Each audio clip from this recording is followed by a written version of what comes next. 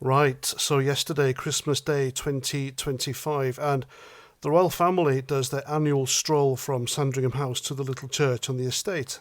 It's tradition, isn't it? King Charles leading the pack, Camilla by his side, William and Kate with the kids, a few cousins tagging along. They wave, they smile, they collect flowers and presents from the adoring public, except where's the public? I mean, if you look at the footage, hardly anyone's there. A few hundred at most, scattered along the path.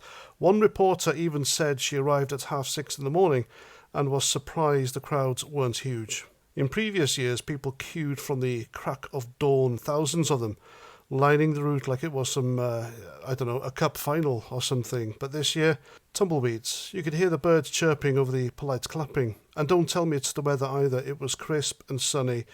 Perfect for a day out gawping at people who live off your taxes. Nah, this tells me something. It tells me the British people have finally had enough of them.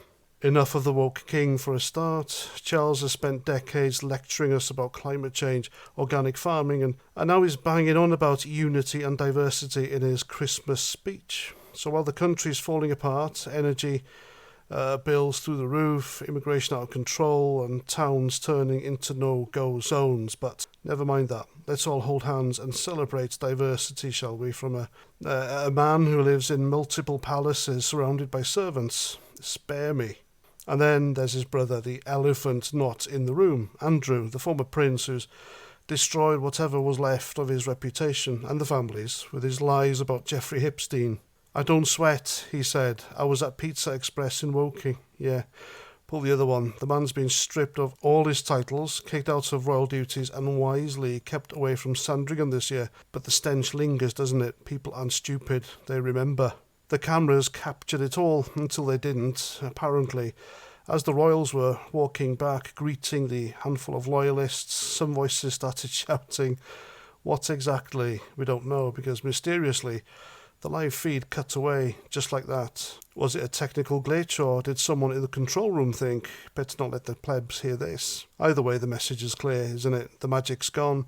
The deference is dying. This isn't the Queen's era anymore, where people turned out in droves out of genuine respect. Now it's a relic, it's a costly anachronism in a country that's woke up to how irrelevant and expensive they are.